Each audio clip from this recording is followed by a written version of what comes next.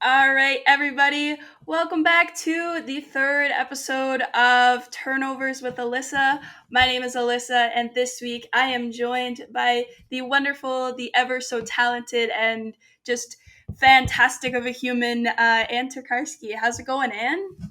It's great. How's it going with you? I'm good. I'm really stoked to have you on. Like, really, really Oh, excited. I'm stoked to be on. I feel like the last two episodes, like including this one, I've had two of my like close friends on. I'm like, oh, this is great. It's just a conversation with a friend, which is cool. But not only is it a conversation with a friend, but it's a conversation with a really talented and cool human being that's done a lot in women's hockey and just the sports world in general. So I'm looking forward to chatting and getting to know maybe some things that I don't necessarily know about you already. Cool. I'm excited to share things that maybe you don't necessarily know about me, that maybe even I don't know about me. That's all right. It's a learning experience. Maybe I'll learn some stuff about myself that I also don't know. But yeah. All right. So Anne, if you don't know Anne, I don't know where you've been in the women's hockey world, but that's okay. Welcome. Anne she's been a writer. She's been a video editor. She's been a social media contributor. You've done social media work for the ECAC. Got it. That's so many like similar letters together. Um, typing it's one thing. Saying it out loud, hard. Um, I done mean, stuff with. as long as you don't call it the ECAC, because like Yeah, I'd that's. kind of judge you if you did. I would never. it's it's just ECAC. It's okay. My It's parents don't even ECAC. know. Like they would always be like, "Oh, like the college hockey thing, right?" And I'd be like, "Yeah." And they'd just be like, "Okay." It's close. It is what it is. So it's like it's Yeah. not too far from it. Not like Done work every with other them. conference is letters. They're all letters. They just all mush together. Um, did some work with the whale in the formerly known as the PHF. Done numerous amounts of social media work and written work for the Ice Garden and some video work with them. If anyone remembers some of your get to know the PA. Well, I think at the time it was get to know the NWHL because it wasn't the PHF at the time. And then you also did one for the PWHPA and like, you've done some video work for them.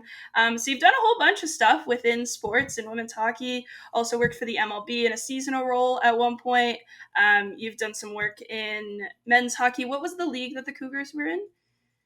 It's the United States Premier Hockey League. It is a Tier 3 junior hockey league, men's, obviously. And it's Tier 3. Tier 1 in the US is like the USHL, which I guess is like the American equivalent ish. Like, there's like debates about that, to like the CHL, the OHL, everything. And then below that there's some, honestly, Tier 2 is the one I'm least familiar with, but That's I worked fair. in Tier 3. So that's really Nice. all Which that was the you need to Cougars, know. right? Was the name? Yeah, yeah, Chicago Cougars. It was Awesome. Chicago really fun. Cougars. I was there for I think 2 years. Yeah. And you did some great work for them. I remember following along with it. I had no idea what the team was, but I was like, the social media looks great, so I'm a fan. Thank you. You're welcome. And then now you're kind of a little bit on the outskirts of the women's hockey world, just with the way that life has gone and everything in the women's hockey world has gone. But obviously, more importantly, a fan, but also just like you love the sport and you're here and you're hanging out with me, which is exciting. Well, I'm excited. Me too. Um, schooling. I want to know like exactly what you studied, where you studied, like what did that look like for you after high school? Yeah. So I think anyone who follows me could probably have guessed where I spent the first 2 years of post secondary or college. I guess I don't know. I know in Canada, college and university are different things, but they're like really not here. Yeah, But I went to two it's much universities. different, but um, my first 2 years, I was at Ohio State University, or sorry, the Ohio State University. As every time I bring it up, someone mentions that, and I'm like, no one actually says that, but okay. I was there. I studied strategic communication, which is essentially just general communication. It's a lot of like communication theory. It's not as much like like communication like in an organizational setting. And after 2 years there, I did transfer to be closer to home. I went to the University of Illinois in Urbana-Champaign. And I know people who are in Canada probably don't know where that is. It is like sent like east central east Illinois. So it's like halfway down the state on like the east side, close to Indiana. It is genuinely in the middle of nowhere. You kind of I'm like just smiling and like smirking, like I know exactly where you're talking about. I have no idea, but that's okay. you just like you drive south for literally like 2 hours south of Chicago. It's like cornfields, and then all of a sudden a university appears. Fair Um, enough. and that's where I went for 2 years. I graduated in May with my bachelor's degree in communication. They just called it communication. It wasn't strategic. It was just communication. And I got a minor in public relations, which was probably like my favorite thing I've done. I guess I don't know. I only had to take like 15 or 18 credit hours to get the minor, and they were like the most interesting classes I took there.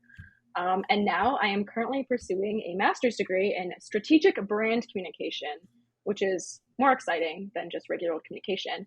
And that's still at the University of Illinois. It's an online part time program. And it's been really fun so far. I'm in my third week. I'm already learning a lot. It's really fun. It's a lot of talk about like branding and advertising with a little bit of like business thrown in. It's really exciting. It's really interesting. It's like I don't know. I'm one of those people that I think like school is so much more interesting when it's like stuff you're actually interested in, and which like sounds obvious, but like I don't know. No, When it's I was true. just sitting like when I was like sitting in like a gen ed like math class, I was like I hate my life. But then I got to do stuff I actually like cared about, and that made it fun. So yeah, Absolutely. I had a similar experience with my school. I was, like you said, university and college are very different here than they are there. But I was in university, and university here is very much like in a lecture hall. Like it's kind of boring. Like it's very book heavy. But then I dropped out, went to college, which is very hands on, and I enjoyed that much better than what I was doing. So I get that entirely. I had no idea you already started your master's. I thought it was like starting in like September. That's exciting. Third week. yeah. So Jeez. actually, like a ton of my friends from Illinois are the grade below me. So they're all seniors this year. And their school started this week. And literally like 2 weeks ago, like literally like the Friday before my classes started, I was like, oh, like I still have 2 weeks of summer left. And then I got an email and it was like classes start on Monday. And I was like, what? But like Oh, that's I, brutal. I mean it's like asynchronous and like all online. So it was like it really Okay. wasn't that big of an issue because it was basically just okay, now that it starts 2 weeks earlier than I thought, like I just have to like log on to like our management system class online classroom and just like do work and like watch lecture videos. Like it Oh, really okay. wasn't So it's like not like static times where you like show up to a Zoom yeah. class. Yeah, Oh, which that's nice. is nice. And it's like it's not like I had to move anywhere. Like I'm still at Yeah. home, so I could just like open my laptop and like go to class. Even though There you I go. didn't I wasn't going anywhere. Like I wasn't there's like a live component, but it's during a very busy time of day for me when I am not home. So I do not go. But it's That's fine. optional, so it works out. That's so cool. How many like semesters is it? Like how long is the masters? So it's a 17-month program. So my if I don't fail all my classes, I will be graduating in December of 2024 with my degree. And like it works a little bit differently than like undergraduate, I guess, and like even like it works different than like regular grad school, because you take one class at a time. So I'm currently enrolled in a 4 week 2 credit hour class, and then when I like finish that class, everyone in my cohort moves on to the next class in like the sequence. And I think that one is Gotcha. also 4 weeks. There are some that are like 6 weeks, and it goes through the summers too. So like it's 17 months continuous. It's not like 2 semesters, this school year, summer off, and then one semester. It's like fall semester, winter, spring semester, summer, and then fall semester, and then you're done. So, yeah. Gotcha. Okay, so it's not like too bad. And you said it's like part time as well, so sounds like you could Yeah. still So it's like work and do things outside of it, but then also get your master's, which is really cool. yeah, which hopefully It's really helps. I don't know. exciting. I feel like I like posted about it on like LinkedIn and people were like, "Are you still looking for jobs?" And I was like, "Yes." Like, yeah. Always hire me, hire Yes, Ed. please. Yeah, Yeah. that's what's cool about. being in part-time school too, right? Because it's like you can take on jobs and like you can do all those things, but you're also getting your Mhm. master's, so that's cool. That's Yeah. wicked. So it's like I get to learn like in a classroom, kind of in my bedroom, Sort of and in I your also bedroom. get to That's it. The do classroom.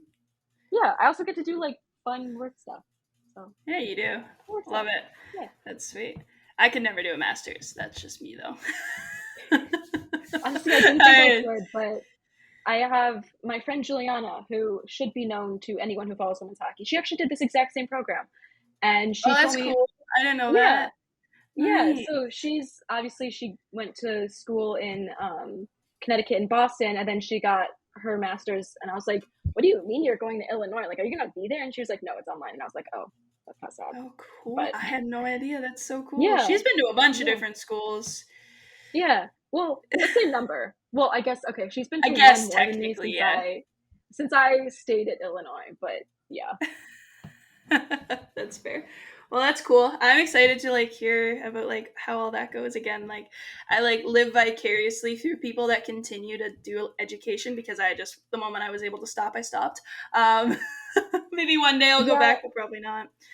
Like if I hadn't gotten into this program, I was not gonna go somewhere else. Just That's because, very I fair. mean, Yeah, it's like grad school's expensive. I'm very lucky that some of expensive. my money like carried over, so part of my grad school is already paid for. Um, and so if I didn't get into this program, I wasn't gonna go anywhere else. Like the only reason I decided to do it was like my like money was gonna run out in like 3 years if I didn't go. So I was like, well, might as That's well. fair. That makes sense. Yeah. Yeah. So that's your school. And Mm-hmm. then tell me about like kind of like women's hockey. Like where did that start? Like where did you like get your like you dipped your feet in first? Like how did that kind of come about to where you are today in the sport? Yeah. So I think like it's always like I feel like it's off-putting to people when I'm like, "Oh, I like got into it like during the 2018 Olympics." And people are like, "Oh my God, like that was so recently." And then I was like, "Yeah, I was like 16." And people are like, "Oh my God."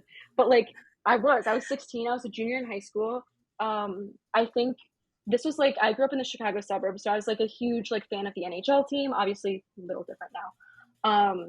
But I was like, well, there aren't any NHL players at the Olympics. Like, I don't like really know a lot of the players who are there. Like on the men's side, like they're not names I've grown up watching. Um, so from there, I was like, well, if I'm not going to know the players, I might as well like get invested in something new. So I still want to watch hockey. So I turned on the women's, tournament, and I was like, oh my god, like the USA is good because like in like international men's hockey, like the USA is good, but they're not like They're not consistently like like top two. yeah. Yeah, Yeah. I mean we're not Canada. Um, and on the Hey, men's that side, year was a good on the year. women's side, but I was like, oh, like okay, like I'll just watch this, and then I got really invested, and I was like, oh my god, like there are players, on this roster that are like from the Chicagoland area, and like it was just really cool to kind of like follow along and like know that those players are gonna come home with their medals, like they're gonna go through the like airport that I always go to, like I don't know. I guess that's like really specific, but No, it makes it's kind also of that yeah, 2018 team was also just like really special too. Like yeah. like you see the roster and you're like, yeah, that's a special group of like And group then of like players. kind of like when after they won, and I was like reading like everything, like I obviously I stayed up to watch. It was only like it was like 11 p.m. Like it started at 11 p.m. my time, I It think. was like the worst night of um my life. I'm glad you had fun though. thanks. I was Awful. That's 16. I'm like allowed to like I remember no, in I'm not. between it, I think. I that's the same feelings I had in like 2014. I get it. I'm just messing with you. It was just a brutal. It was brutal to be Mm. Canadian that night. I'll just say that. Yeah, but I mean you've like do you remember like the triple gold year that you had like Yeah. very Oh, I recently? remember real well. So I feel like I'm allowed to have like one Olympic gold medal that I've lived through, Also, for considering that I being don't your have two. first year, yeah. For Yeah, that being your first exactly. year you got into it is also extra special because, like, And not it's like, only did you love the sport, but you got to see success right away, which is really nice. yeah, which a lot of people can't relate. Considering I couldn't relate in my NHL fandom when I became a Toronto Maple Leafs fan. and had to was Tough. every year I was like, oh, they're gonna get through. No, they didn't. Never, So it's nice never. to see. It was nice to see some immediate success in that kind of like high stakes environment. Um, but then I guess from there, like I just kind of when I get into something, I like get really into it. Like there's no such thing as like me being like passively into something. So naturally, they won the gold medal in 2018, and I was like, okay, well, I want to know everything about this. So I was like doing research, and like that's when like I like found the ice garden, and I was like, oh my god, like there's so many people here, like other people actually care about this. This isn't like some like super niche like sport like underwater basket weaving that like there's no fan community for. And that was like when I was like on like I was pretty involved in like regular hockey Twitter too. Sorry, not regular men's hockey Twitter. It's my bad. Uh, but I was like, oh my god, like there's so many other people that like care about this. Like this is so exciting. And I remember like just watching the world championship the next year, and I do remember. So my senior year was 2018 29, my senior year of high school, 2018 2019. I want to say that's the year that the NWHL All-Star was in Nashville, and I remember it might have been, no, it was definitely that year because I have a memory. So it was Lee Steckline and Shannon Zavados who were the All-Star captains, and I remember actually, hold on, different memory, different memory. We're rewinding. Junior year was when I was watching the expansion announcement when they were like adding the Whitecaps as the first Oh like my pseudo gosh, expansion wow. team. I was in fourth period. It was a language arts class. I don't really know which one, or English class. And I remember like I can in the memory like I remember where I was sitting and like what direction I was facing in that classroom. Like it's like such a core memory, and I don't know I why. love it. But I had like gotten on the bus that morning and been like, oh, like the commissioner is like traveling to Minnesota to make an announcement, and I was like in my head I was like, I bet it's got to do with the Whitecaps because I had acquired this knowledge like 3 months earlier. And then it was, and I was right, and I was like, oh my gosh, this is so exciting. And then I got more into it, and obviously became extremely, somewhat unhealthily passionate about it. Um, That's a and mood. and I guess then my freshman year of college, so fall 2019, like September, I started writing for the Ice Garden. Um, yeah, it was really exciting. It was honestly like some of the coolest experiences I've had. Um, I went to the 2021 national championship game for the NCAA. That was held at Penn State.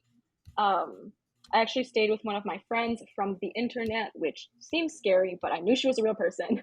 I stayed with Carly, Marky in Pittsburgh, and the two of us, along with someone I knew from Ohio State who was also really involved in the hockey stats community, Nayan Patel. We all like were in Pittsburgh. Oh, sorry. We were all in Pittsburgh, and then we all drove from Pittsburgh every game day to the Penn State campus, which is literally like 2.5 hours through the Yeah, mountains. that's a long Like, drive. That I know yeah, is a long drive. I don't know much of American geography, but that I do know is a long drive because I know where it Penn was State like campus is. it's like But the same thing as Illinois, where you're just like driving, and then all of a sudden, and like there's there's this nothing. university, and you're like, there's Weird. a football stadium, like right when you get off the highway, and I'm just like, okay. But that was really cool, and obviously Ohio State won, which was cool. Um, but also just like being there, that was like my first like in person like media experience ever, which was Quite scary. the event. It Yeah, is scary. Your first couple like first ones are very scary. I was really lucky because Penn State's SID was obviously like really coordinating the media, coordinating like so much. At the Frozen Four, and nicest guy ever. He doesn't work for Penn State anymore, I don't think. Same as Kevin Stoicovi, literal nicest person I have ever met. He like introduced himself to me and was like, "You're Anne, right?" And I was like, "How do you know my name?" Then I realized I was running my credential, but not to me.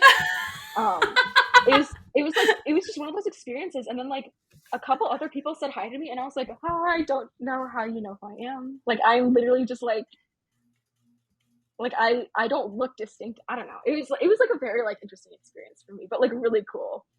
Um, Absolutely.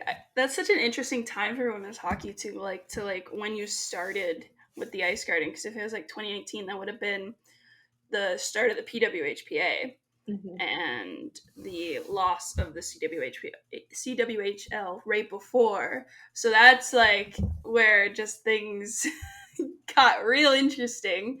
Um, Yeah, so like that, like not only did you like just like full fledged yourself, like head first dove into this like new fan base and this new hobby and this new sport, like you also like got like a quick like introduction of like, oh wow, there's a lot going on in this sport.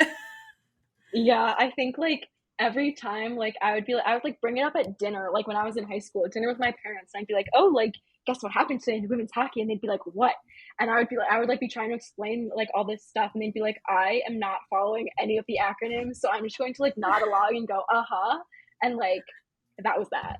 So like it's like it's one of those things that even now, like I'll be like sitting in my office at my part-time job, like trying to discuss this with my coworker, and she'll just be like, cool. And like, okay, actually, I take that back. She really does ask insightful questions. So I appreciate that because I love my parents, but it's more than I have ever gotten from them.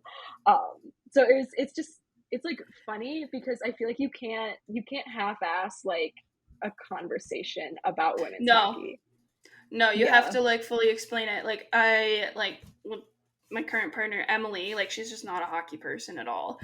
So like I really have to like go in depth with it a little bit, but like I would like be like, oh, like so the league that has the Toronto Six in it, like this is what's happening with them that league, and then the like the organization with all like most of the national team players, that league, the PWHPA. I know they sound similar, but that's what happened with them, and she just be sitting there like, yeah, Yeah.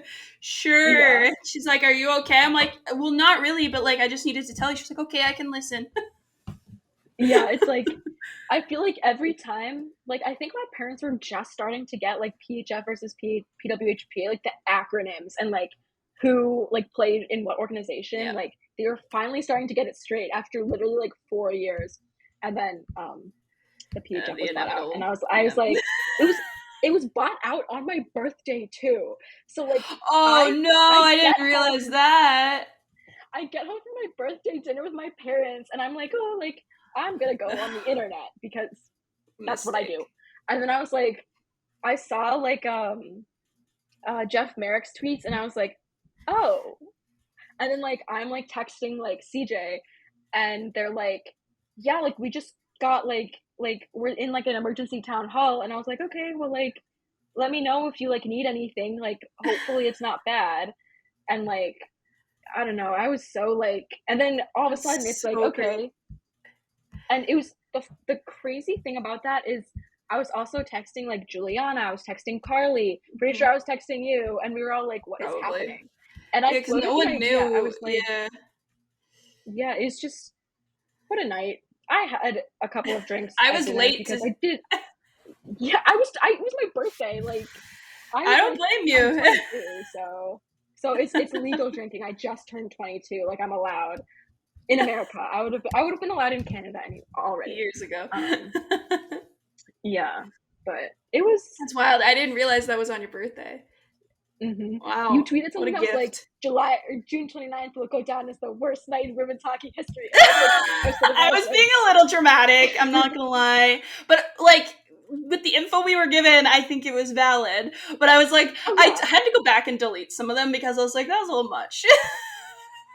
Well, at the time when you like don't know anything, and there are people who you care Exactly. about who you like, you're like, I don't know if you're gonna have a Like job. friends of mine just lost jobs and like everything Yeah, and like also like related to like how I felt with the CWHL. So like I was like, well, this sucks. This is the worst thing ever. But yeah, yeah, I didn't realize that was your birthday. That's crazy. yeah. It was funny. It was Wow. definitely the most interesting birthday I've had. I would say. Yeah, My goodness, that's crazy. Wow. What day was that? The 29th of June? yeah. It was a Thursday. Yes, I was at camp when it happened, and I like opened up my computer Oh, and I was like, "What is going on?" Because I didn't even yeah. see Jeff's tweets. I saw a tweet from Elaney at first, and it was like, "If any players have any questions, like let me know. Like I'll offer advice for free in my DMs." I was like, "What is going on? Like, what does she need to offer advice for?" Then I scroll a little bit more. I opened Slack, and I was like, "Oh, that's what's going on." All right. I mean, in fairness, I would also take free life advice from Eleni. So I do. I text her yeah, often.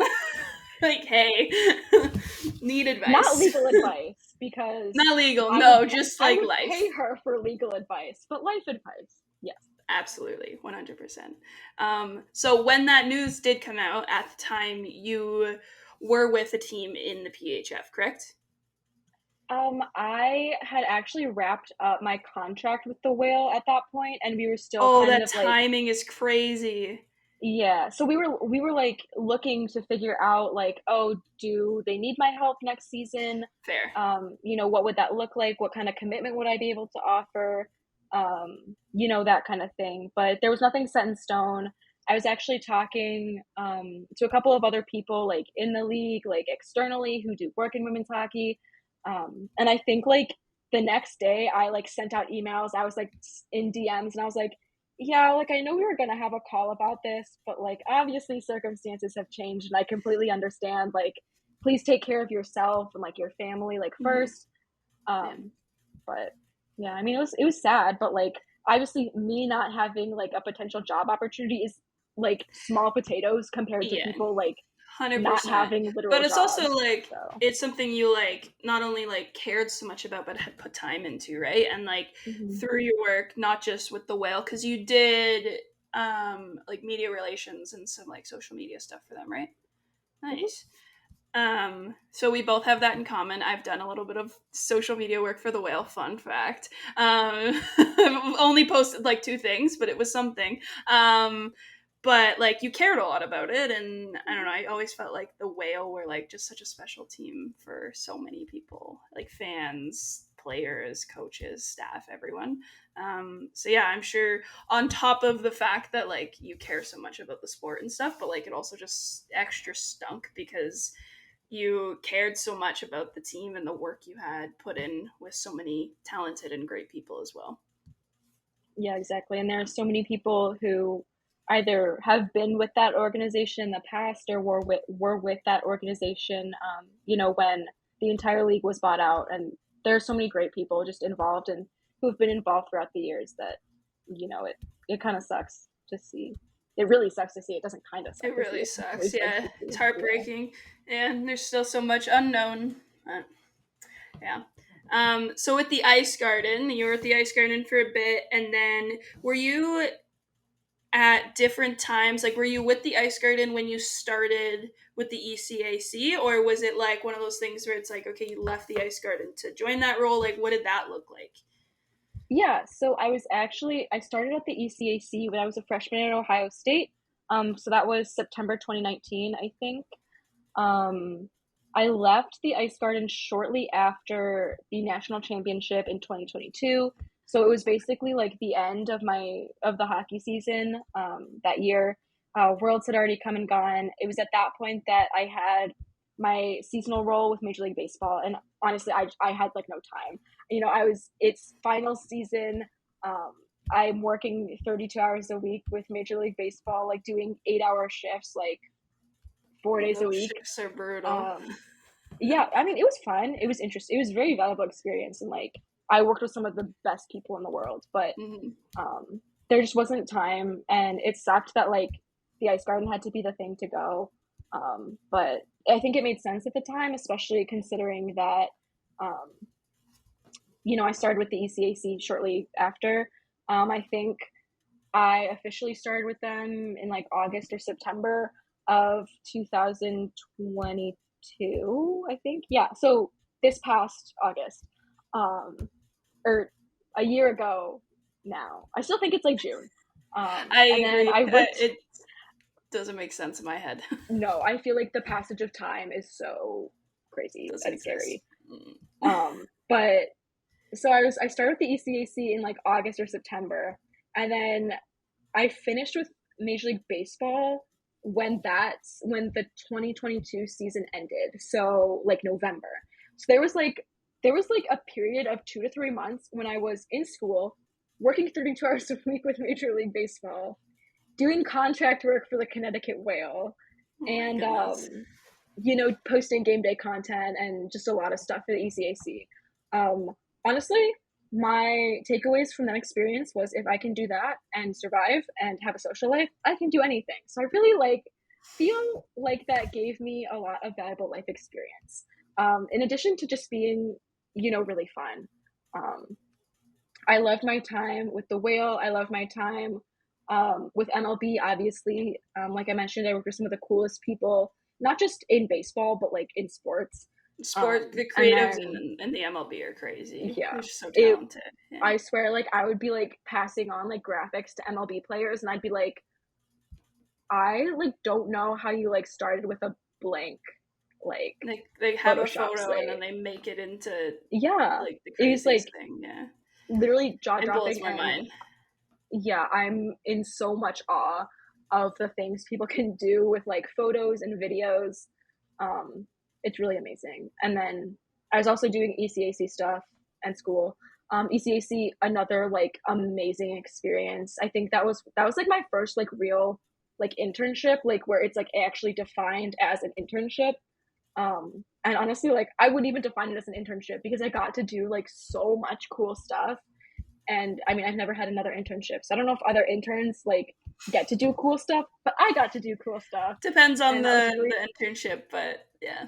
yeah. I mean, it was really thanks to like, I mean, my first year there was also my boss, Nick Serbinsky, who's the associate commissioner. It was his first year there too, and it was actually the commissioner of the ECAC his last year, and now they have a new commissioner. Amazing guy. I've worked with him and talked to him a bunch. He's really cool.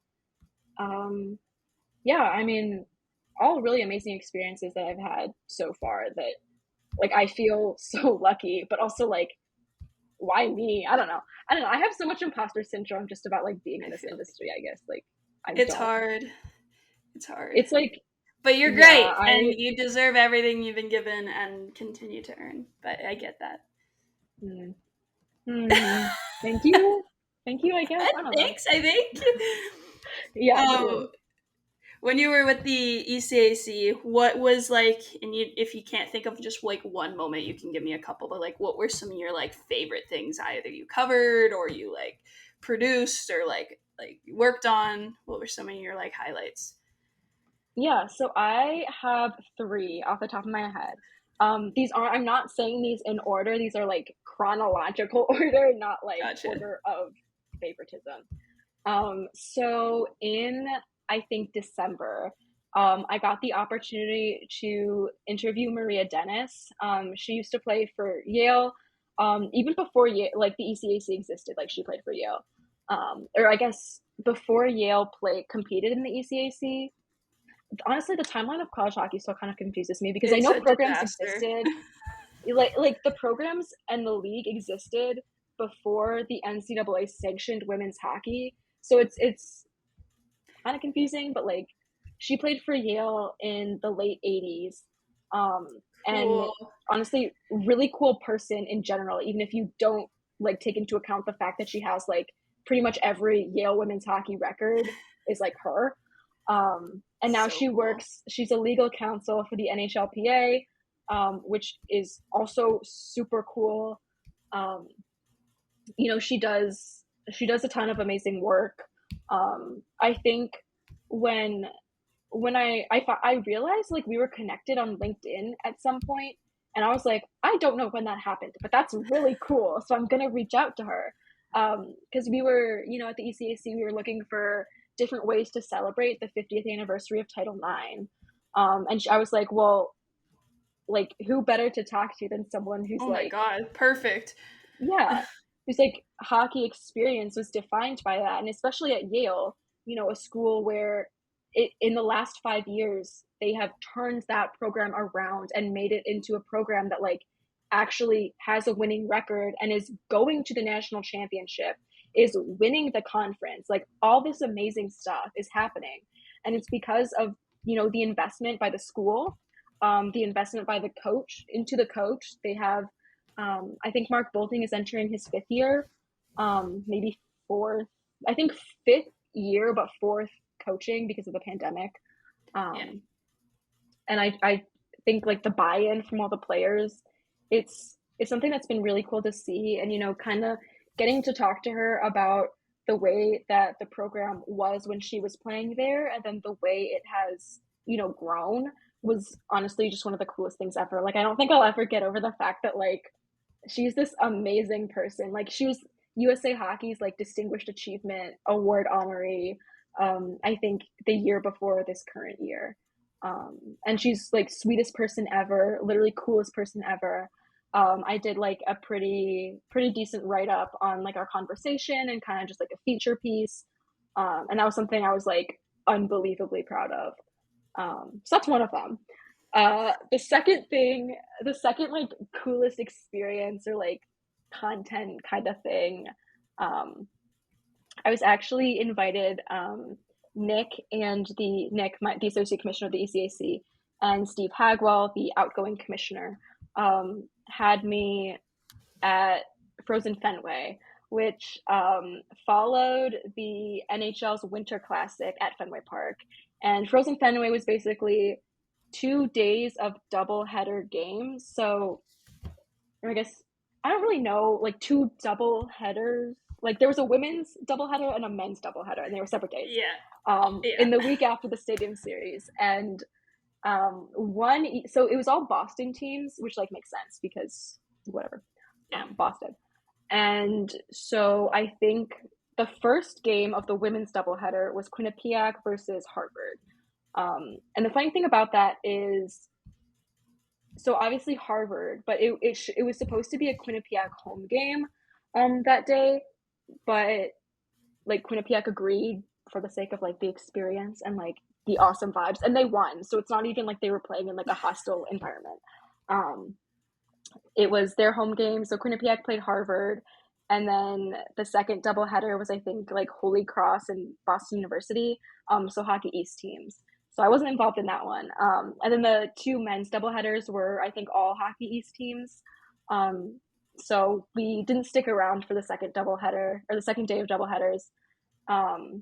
But I've never been to an outdoor game, like even as a fan. And Oh, here so I cool. am, like just like walking around arguably the most historic ballpark in the history of Major League Absolutely. Baseball.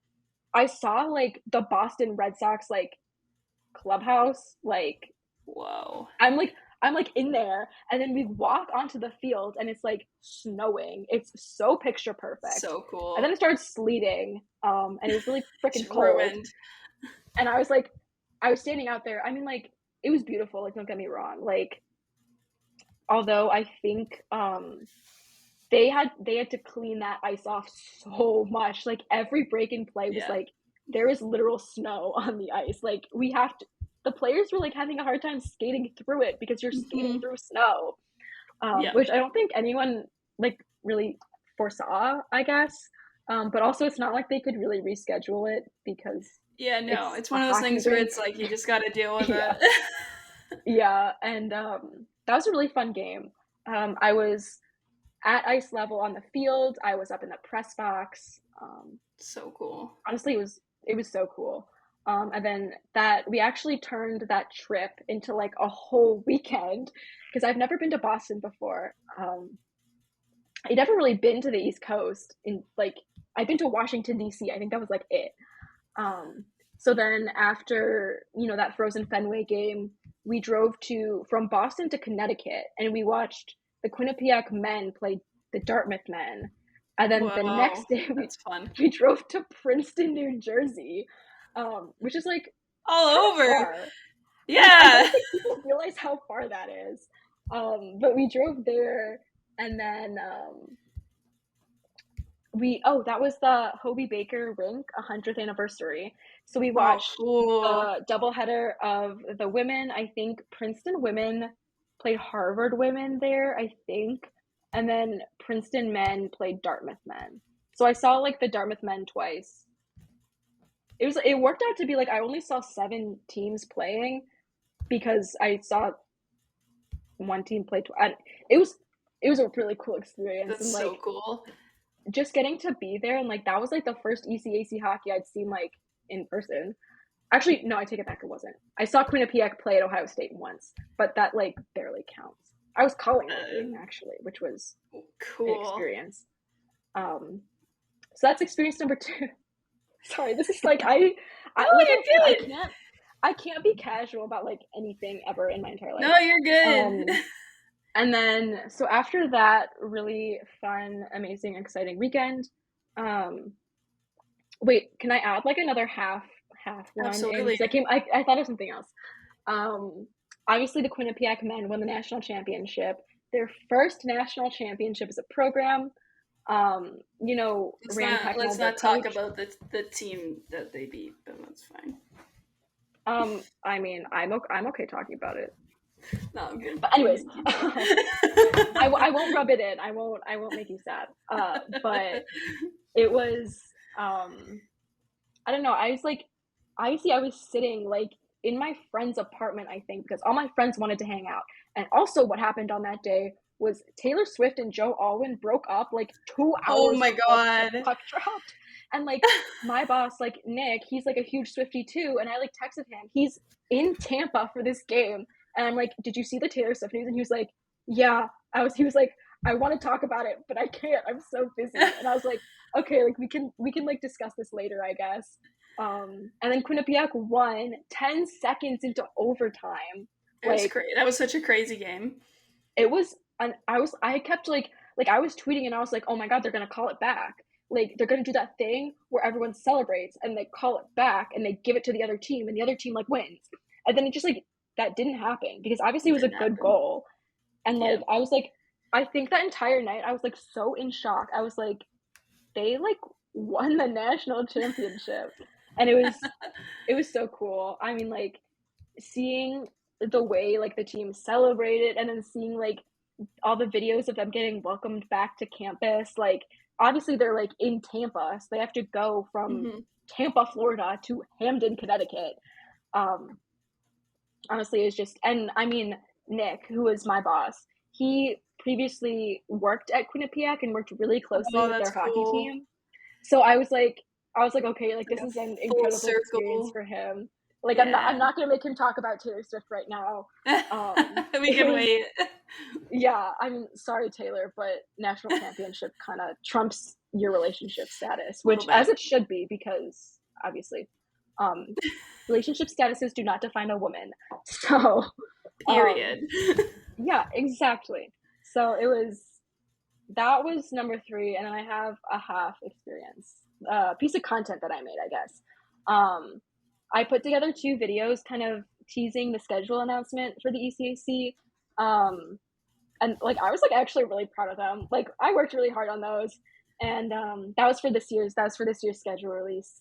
Um, Nice. So this was one of yeah, I your was like last things you did for them? yeah. So I've been doing a little bit for them, like Oh, okay. since the end of last season, and like doing some stuff for them this season. We're still looking at like if I can stay involved, how I can stay involved, Gotcha. that sort of thing. And like I'd love to stick around. Obviously, I don't have a full time job right now, as we have discussed. So I think that would be returning to a group where I feel really valued and where I'm doing stuff that I'm proud of, but also making content that I'm really excited about. That'd be really cool too. So yeah, we'll see. And I love it. those are all four of my things. I know I've spoken for like That's okay. 20 minutes at this point, but yeah, No, it's all good. People that listen to this podcast are gonna want to hear you talk about the things you're excited about, so it's all good. I that think makes that's a like great. one person. Hey, one person is better than no person, so. True, I'll give you that.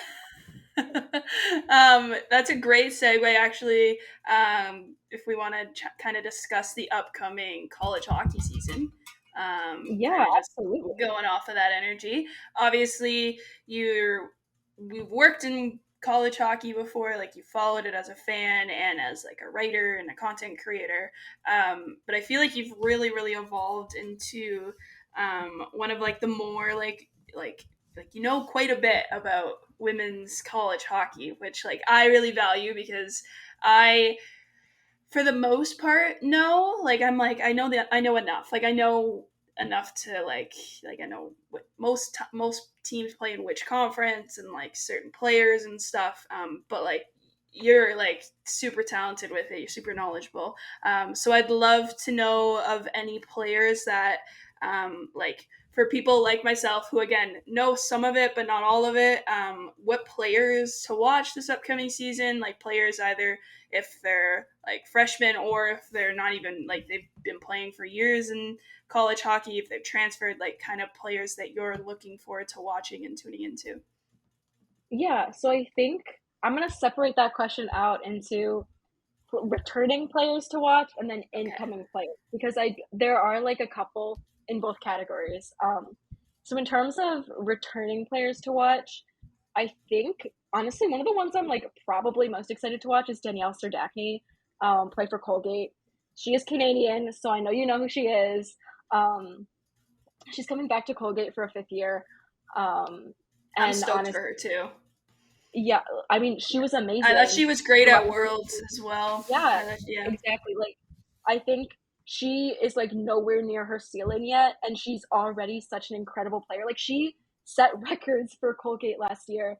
I know because I wrote about them, and she I feel was like she's just flown under the radar too with it. Like it's like exactly yeah. because there are so many like other amazing players in the NCAA and in the ECAC, but as all those players have graduated, like Clarkson had their reign of dominance, and a lot of those players that made that possible have graduated. And now you're looking at teams like Yale, teams like Colgate, who have been pretty decent, but now that they don't have that like dominant Clarkson powerhouse in the conference, they're kind of getting to like shine.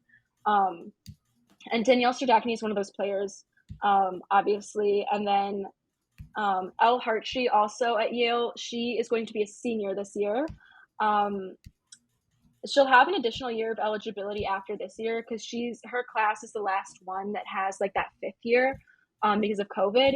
But there's no guarantee she's going to use it, and especially because she's at an Ivy, there's like some eligibility not differences, but a lot of Ivies don't want their athletes coming back for fifth years, so a lot of those players will transfer for their fifth year somewhere else, or just forego that fifth year altogether. I mean, depending on if there's a pro women's hockey league, playing after she graduates, that could be an option for her too. She can play in the U.S., she could go to Sweden, she could play another year of NCAA. It's really um, super up in the air at this point. And then I'm also looking forward to watching Kiara Zanin play at Ohio State. Obviously, that's a new conference for her. She just like was insanely dominant at Penn State. And now she's, new school, still Big Ten, but different conference in women's college hockey. She moved from the CHA. Oh, sorry. Give me a second. Sorry. She It's moved okay. from the CHA, which is, I wouldn't say it's a weaker conference, but the level of competition is not as competitive every single year as it is in conferences like Hockey East, the ECAC, the WCHA. So now she's going to be playing in the WCHA with players like Kayla Barnes, who also transferred from Hockey East to the WCHA. I'm going to be honest, I'm still not over the fact that that happened. Um, It doesn't seem However, real. Like no, the it doesn't seem real or fair, to be honest. you're right. But, Yeah. but I'm not gonna comment on that because it's not like they're not. It's like I've heard people say they're buying their championships, but collegiate athletes don't get paid. Don't get So there's paid. there's some flaws in that assertion, It's I a think. weird And also, argument. like if you're a college hockey player and you want to transfer, there could be any number of reasons for that. It could be that you want to continue your education somewhere else. Hmm. There's a program that's offered by your new school that you think would be super beneficial to your, career after hockey. Or it could be that, you really want to play for a coach. You want to play for a coach Or they who just has want to play for really, like a really good team too. yeah, yeah. like But I mean, like like a coach that's like as respected as Nadine Mazeral, who 100%. demands Yeah. excellence from her Yeah. players, and like a team that like actually wins games. That's what I'm Like saying, right? Like it's not yeah, even just like I feel like a lot of people are like, "Oh, it's the school that's doing this," but like have you ever just thought about like this is what the player wants and it's what's best for the Yeah. player. And Yeah. also, like, if the school was like trying to get these players, you think the school would have a better rink for the women's hockey team, Yeah. which that's like it's a work in progress. Like there's there's moving parts there, but Yeah. just I feel like if you're Kayla Barnes, like you could honestly go anywhere in the NCAA that you wanted.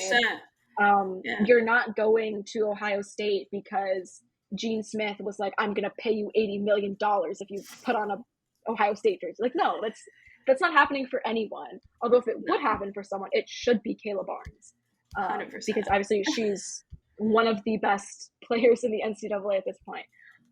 Anyways, final returning player. Speaking of Penn State, where Kiera Zanin came from, Tessa Janicki. Like I said, the CHA is a different conference. It's arguably there's less intense competition, but I don't really even think you can say that because college hockey is college hockey. Like they're all Yeah. playing intense And it keeps schedules. getting So better and better too. Like, yeah. exactly. Like Penn State is a school that, historically like hasn't been that good. But in the recent years, like they have so many incredible players who are really moving that program forward. They have an incredible coach, they have incredible facilities. It's an incredible place to go to school, an incredible place to play hockey. So I think that's also one of those teams that I'm kind of going to want to keep an eye on this season. But I guess to answer the second part of your question, some incoming freshmen that I'm excited to watch. I have three. Obviously, one of them is an Ohio State player because why wouldn't it be? Why, of Um, course. yeah. So Delaney Fleming is one of like four true freshmen in this incoming class at Ohio State. I guess you could argue that an incoming class is exclusively freshmen, or is it all new players? Like, I don't know. But she's a true freshman. She is the only true freshman in the incoming class that does not have any U18 experience playing for her country being the United States. Um, but Delaney Fleming led USA Hockey Nationals in scoring this season. She played at like the U19 level, obviously. And her team, Shattuck St. Mary's, actually won the national championship at that level. She had like 2 points per game, like was scoring like at a God. ridiculous rate. And like most of her points were primary too, I think, which makes it That's even more impressive. crazy. And I think her like assuming she gets playing time with the absolute like massive talent that Ohio State is going to have on that team. Um, I mean, honestly, I would if I was any player in the rest of the NCAA, I'd be afraid to face every single one of those lines. Like, you don't get like an Scary. easy line to defend against when you're playing Ohio State. So it's, No. but then so Delaney Fleming, Sophiana Sunderland at St. Cloud State.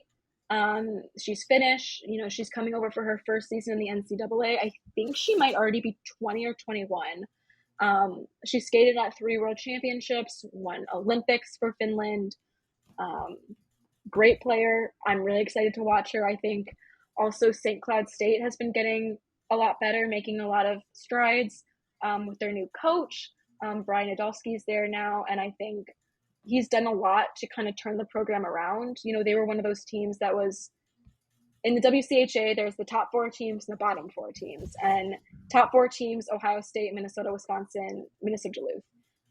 But now it's kind of like, okay, like there could be a top 5 teams, there could be a top 6 teams. Like you really never know like what team you're gonna end up playing. Like obviously what team you're gonna play, but you don't know if you're gonna get like, okay, this year's St. Cloud State team is like really, really good.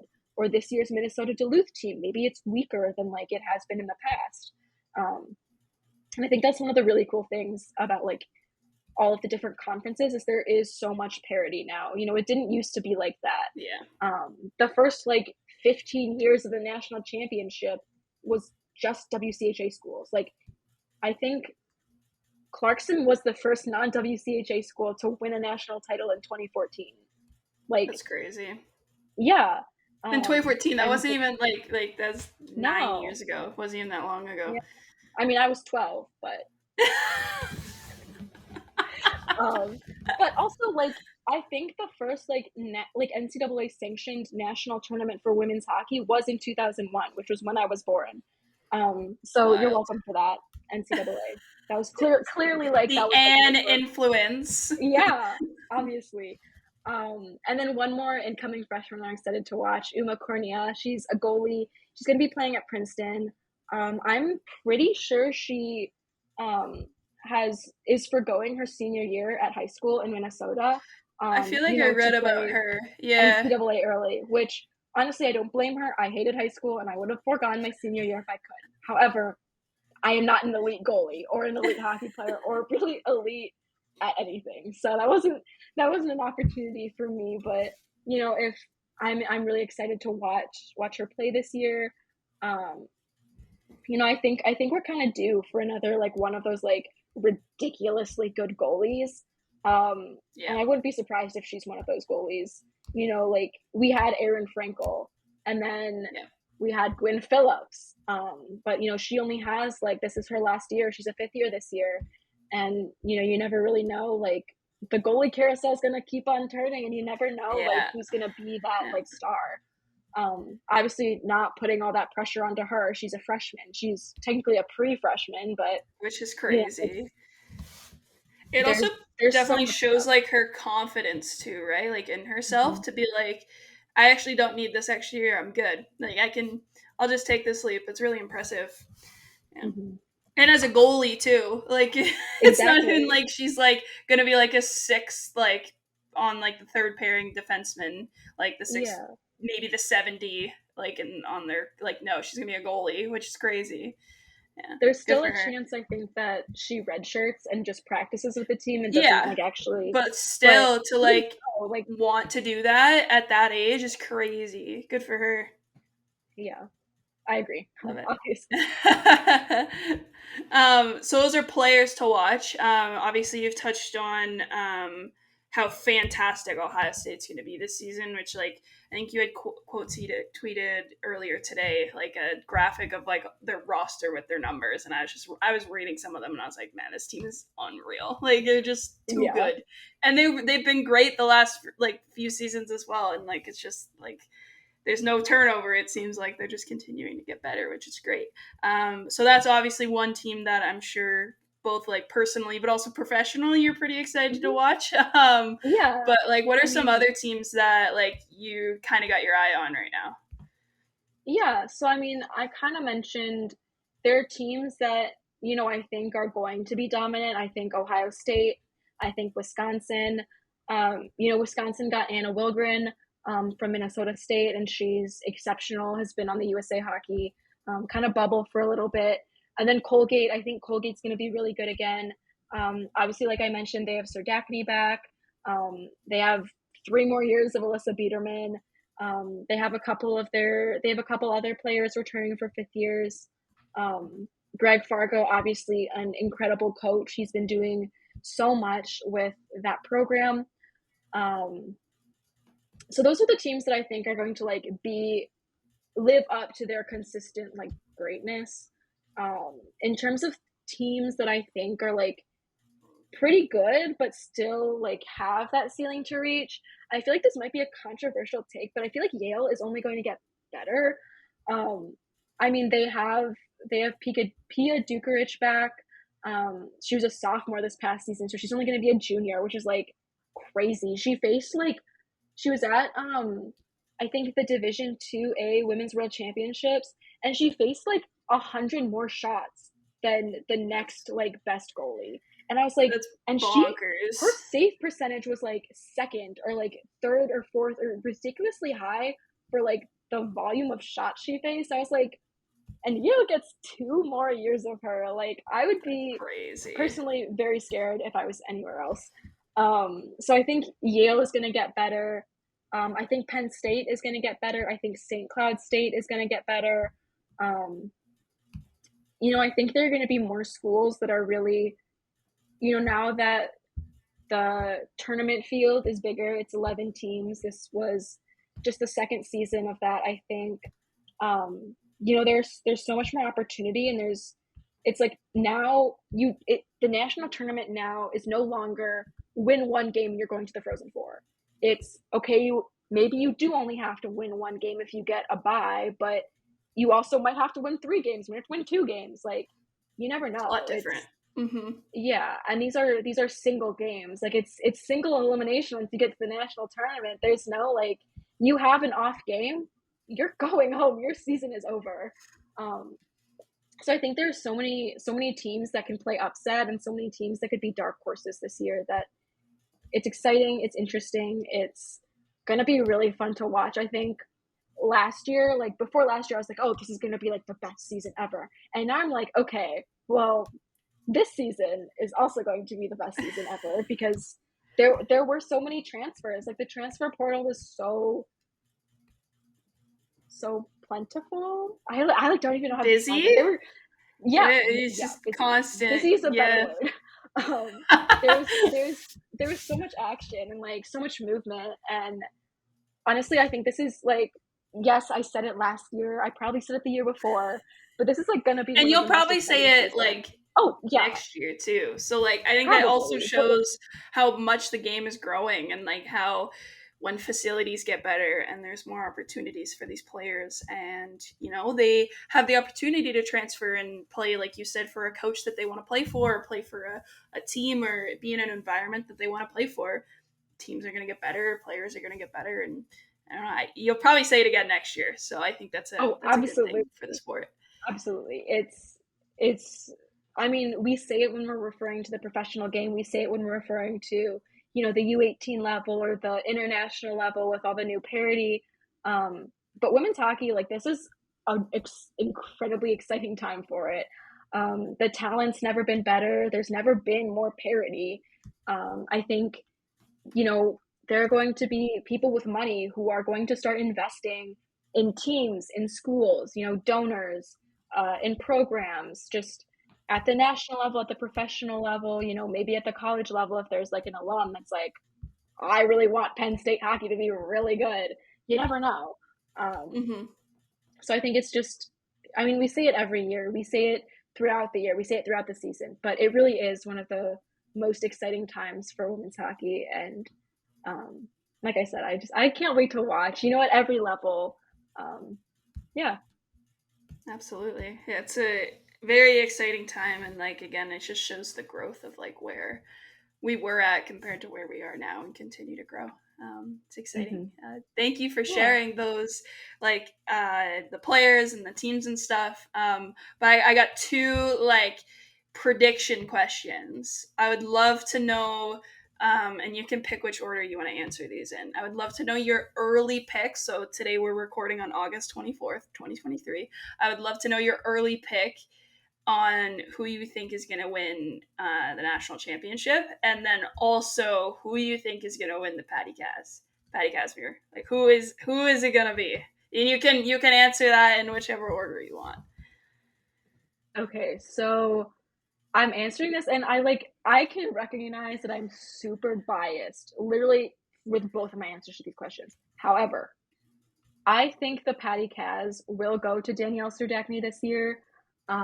Specifically, if she continues playing, if she picks up where she left off, like, If she puts she those was, points up, like it'd be hard not yeah, to at least have her in the top three. she was a top three finalist this past year. The only reason she True. didn't Yeah. win was because Sophie Jakes is literally like one of the best defenders college hockey has Yeah. ever seen Ever. in Yeah. ever. And Yeah. also because Sophie Jakes should have won it the year before, but that's True. neither here nor there. So I would say Serdachny. Obviously, Alina Mueller is no longer playing college hockey, so she cannot be a top 10 finalist for the sixth consecutive year. Um, However, if she did have another year of eligibility, I would pin my hopes on her. But she Always. doesn't, sadly. Always bet on her. Um, I don't really have like any backups. I guess, like, And it yeah, shows the parity. Like it shows the like how up in the air like it of a season it's gonna be. I wouldn't be surprised if there are a couple goalies. Like I mentioned, Gwyn Phillips at Northeastern. I think she was a top 10 finalist this past season. Pia Dukarich, I think, was one of like on the watch list or maybe a top 10 finalist. honestly, she kept Yale in so many of their games last season.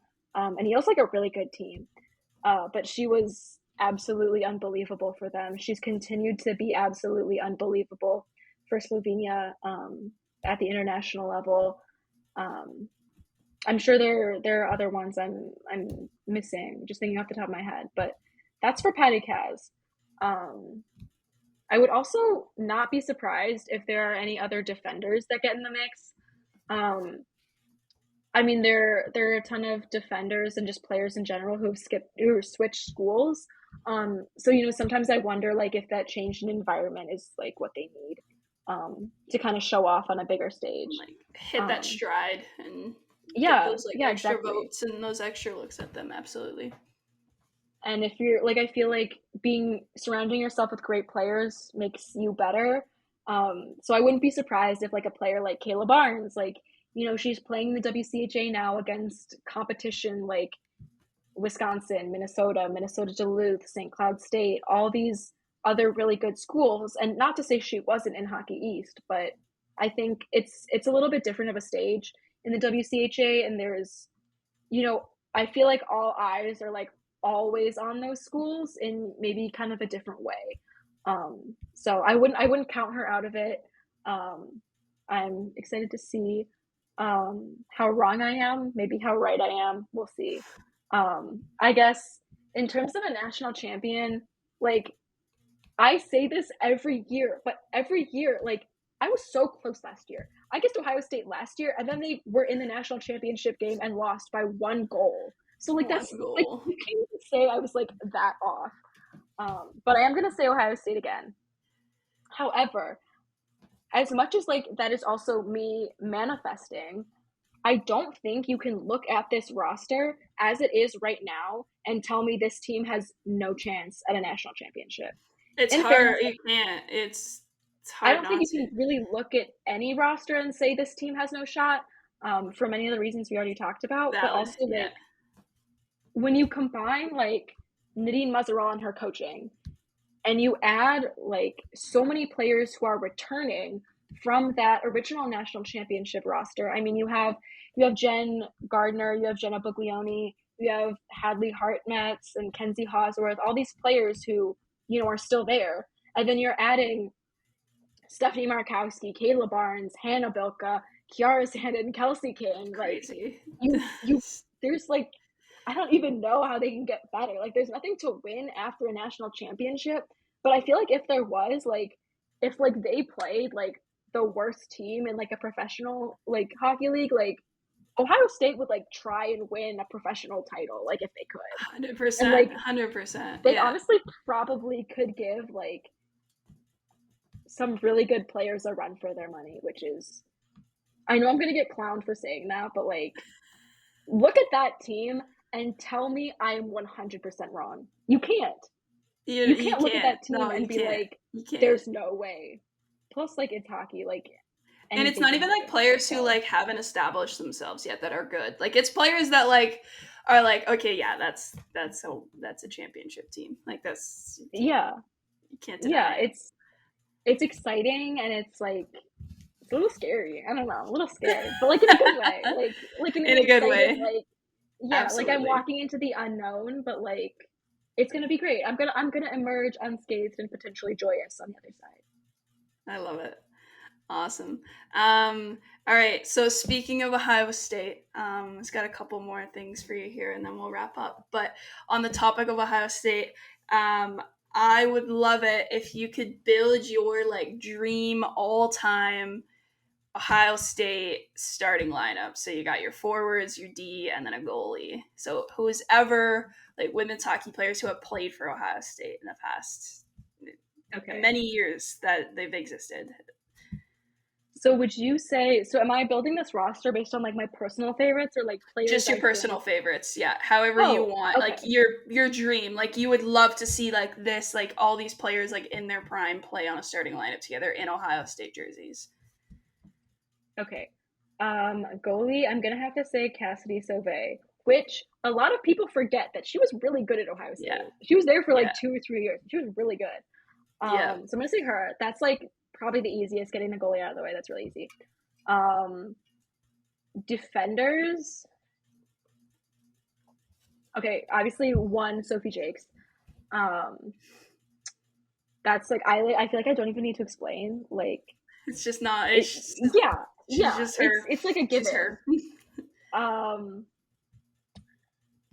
I think having Minty Tuomainen back, that'd be really cool. Ooh. Um, just because I mean she's one of the best defenders to ever play at Ohio State. She went to the Olympics. What more can you ask for? Like obviously like I would love to have like Jinsey Dunn, Sophie Jakes again. However, I feel like this like hypothetical lineup is like probably gonna be maybe like American heavy in the forward. Actually, I don't even know. But I'm gonna go finish Canadian on D. I love Um, it. Forwards. I mean Emma Malte forward. Am I like allowed to pick a forward from this coming season? Or like does that not count Yeah, yet? you can. No, that counts. They're gonna play there. That counts. Um I think like Loki, I think maybe Kelsey King. Or well, it's either her or like Kiara Zanin because they're both like incredible players, who are going to do have a lot of scoring power. I'm gonna come back to that. I'll decide. I'll come back. Okay. Um, and then I feel like my other forward. I feel like the obvious choice is like Natalie Spooner, especially like at her prime. I think Hundred percent. so many people forget that she went there. I forget that she went there. I remember But finding out definitely that she her. went there. I remember like finding out that that's where she went, and I was like, I thought what I was reading was a lie. Like I remember being like, "There's Yeah, no way." Yeah. yeah. Like why would Natalie Spooner like go to college and play hockey in Ohio? Like, Yeah. but I'm glad she did for the sake of her development as a player and also for the sake of this conversation. Um, but I do kind of have a soft spot for. Uh, okay, no, I'm not. I'm not going to entertain anything else. Okay, back to Kelsey King and Kiara Zanin. I'm gonna have to go with Kelsey King, just because I feel like she has a lot of potential. Obviously, Zanin does as well. However, I feel like Kelsey King is already acclimated to the WCHA, so she might come out of the gate scoring a little faster. I guess I'm gonna leave it at that. Okay. I love it. So go through again. Goalie. Sauvé, So okay. Your D partners are Jakeson Tuomainen.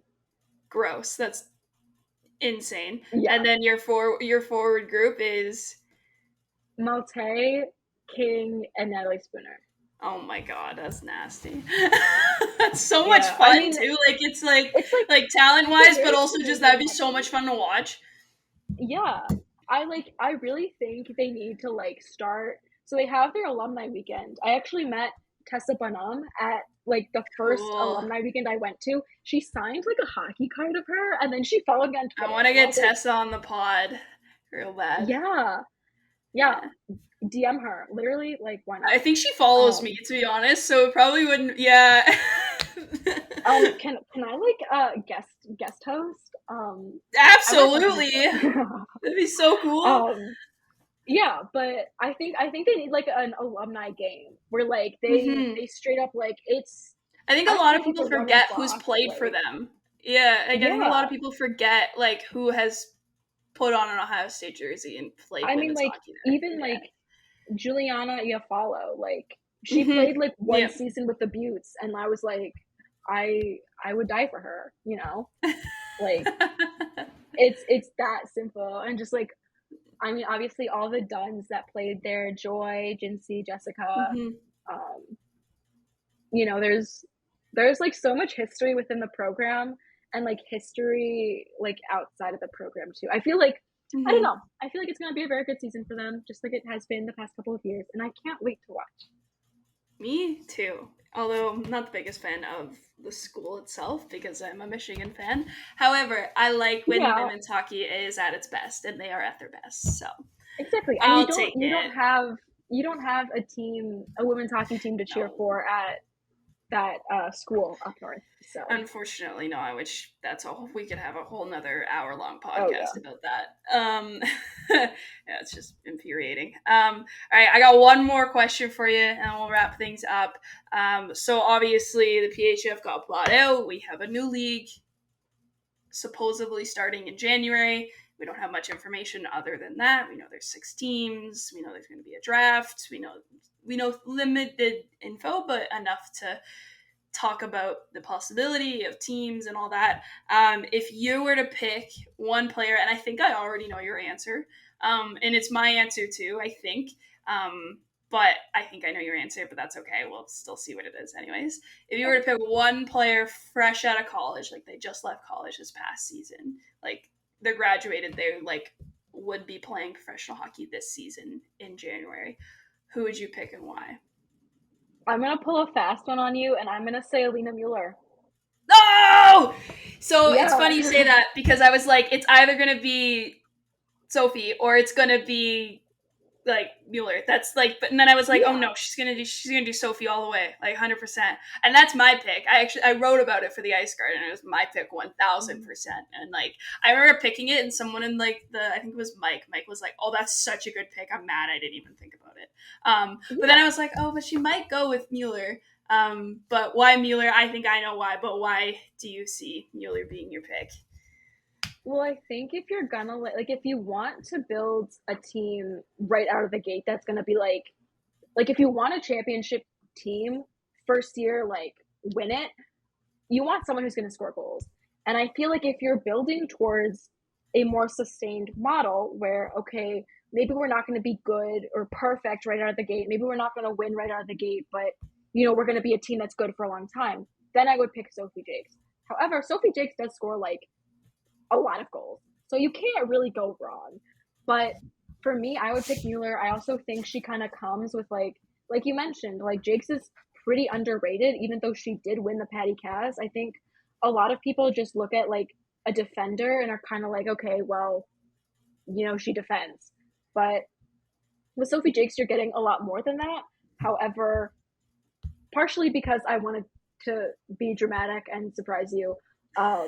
That's why I picked Alina. But also, I feel like Alina is one of those players where she's going to be special and she's going to stand out really wherever she plays. A player like Sophie Jakes who plays defense, oh my god, sorry, give me a second.